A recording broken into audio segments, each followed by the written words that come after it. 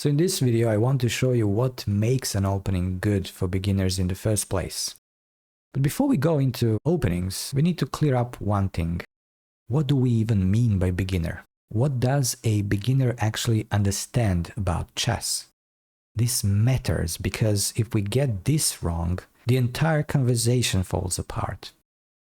For example, if we pretend beginners understand the IQP structure, then sure, openings that lead to IQP positions are great for them.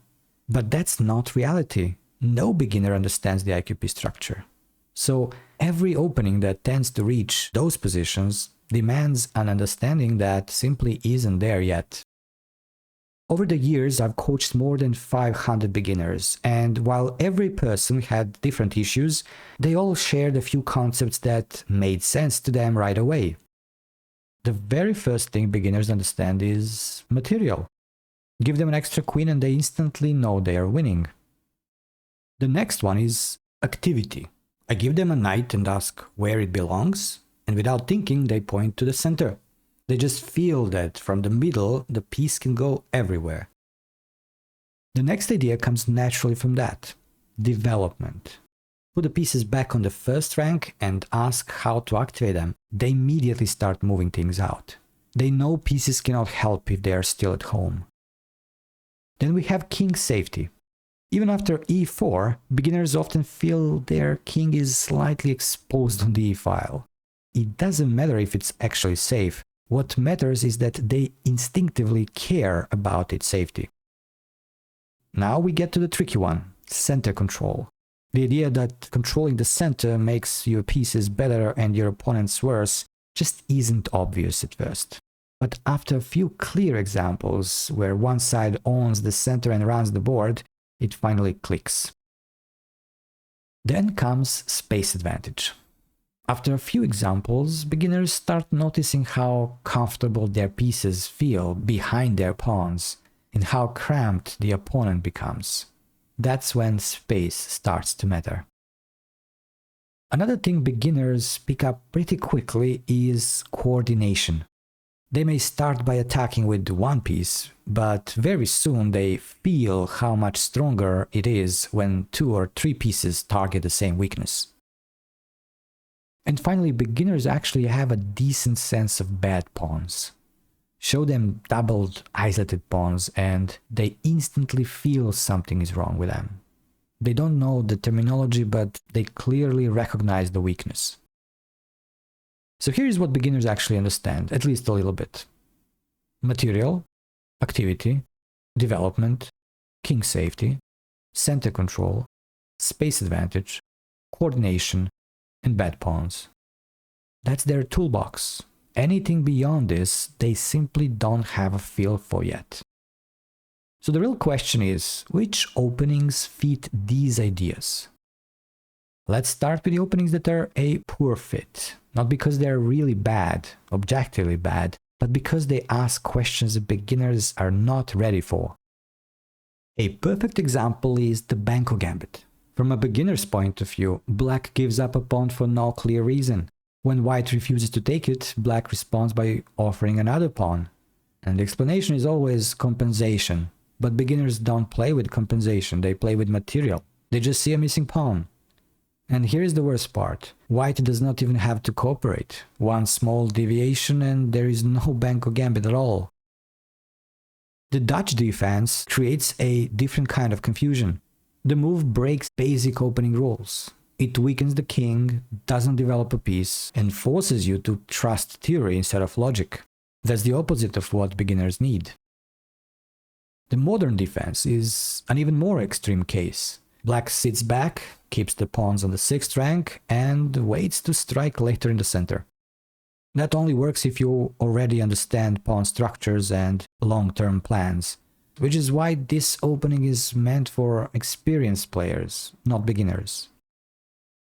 The Grunfeld defense has the same issue. Black gives white the center on purpose and plans to attack it later. For a beginner, that's completely contradictory. They're told space and center control are good, and then asked to give them up.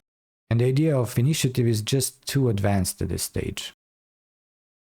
In the Benoni defense, black accepts a backward pawn on d6 in exchange for dynamic piece play and a queenside pawn majority.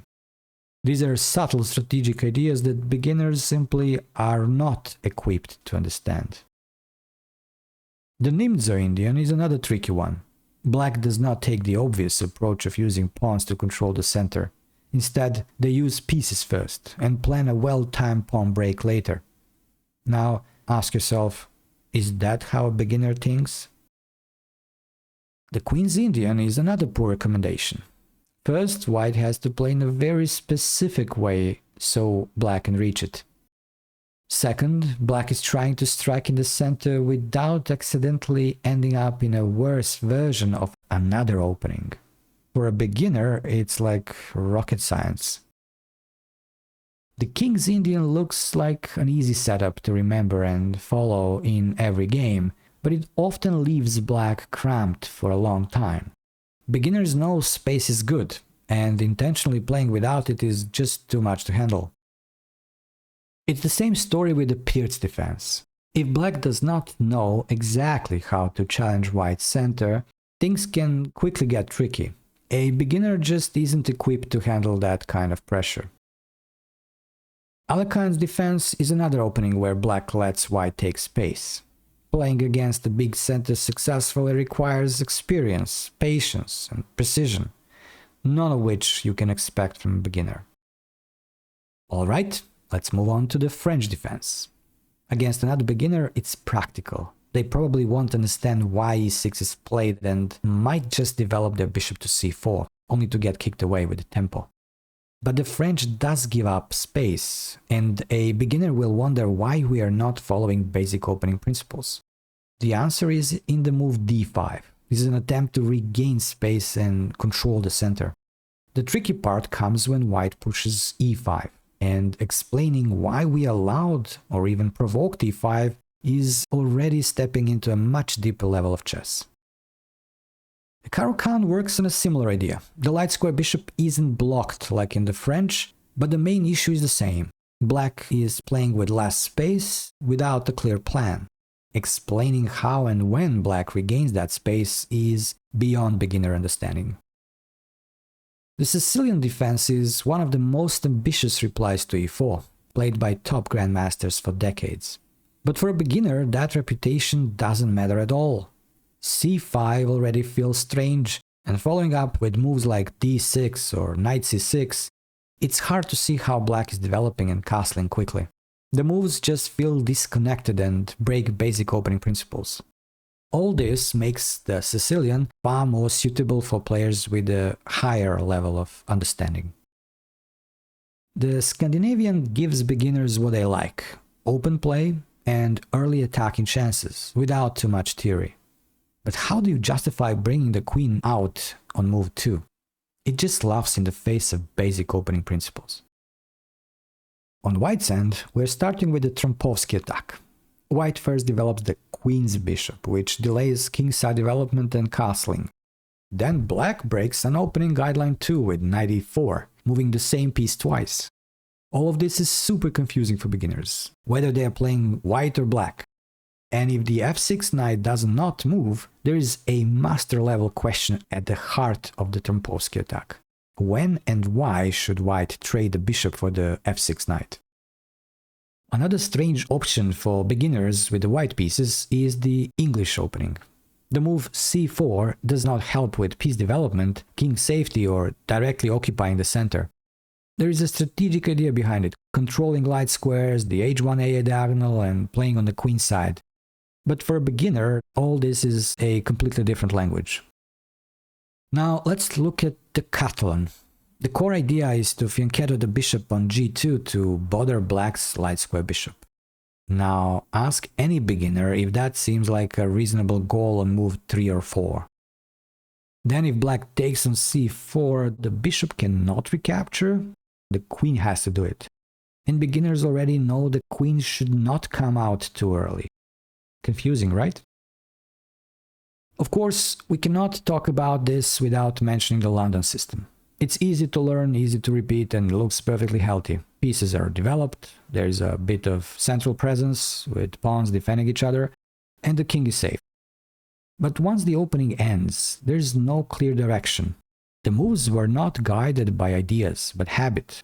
The real risk is that beginners learn to play on autopilot, and that's one of the worst habits you can build early on.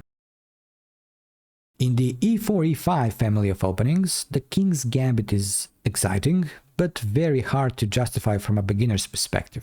White sacrifices a pawn and exposes the king without a clear or easy-to-understand payoff. On top of that, black can respond with a very sharp and theoretically demanding d5 counter-gambit. The Vienna gambit is essentially a delayed king's gambit and suffers from similar drawbacks from a beginner's perspective. Sure, a bit of opening theory can make it work, but that already assumes a beginner is memorizing lines, and that's usually not a good idea at this level. The Réti is full of ideas that are far from how beginners usually think. Queen capturing both bishops isn't that odd, but the key idea, the bishop-queen battery on the a1-aj diagonal, depends on black's setup. Just repeating the same moves every game can easily lead to meaningless sequences, as shown currently on the board. The King's Indian attack is similar to the King's Indian defense, only with colors reversed. It makes very little sense to give up space without understanding why you're doing it. The only practical advantage is that you can repeat the first few moves almost every game without thinking. But that's the same danger we saw with the London system. A beginner can easily develop the habit of playing on autopilot. And just to be clear, I'm not against these openings. I'm against learning them too early.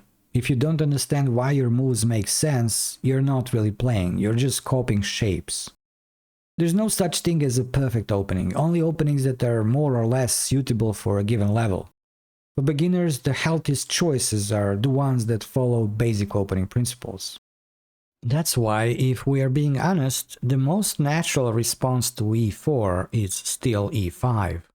You're not giving up the center, you're not giving space, you're not giving material. Nothing strange is happening. You immediately contest the center, your pieces come out to natural squares, and castling is straightforward. A beginner can see what they're doing and feel why it makes sense. And after d4, the same logic applies. Playing d5 means claiming the center right away, developing naturally later, and not creating problems you don't yet understand. I won't tell you exactly which opening to play. The point is not the opening itself, but your understanding. As that understanding grows, more openings will naturally become available to you, and you'll finally know why you're playing them.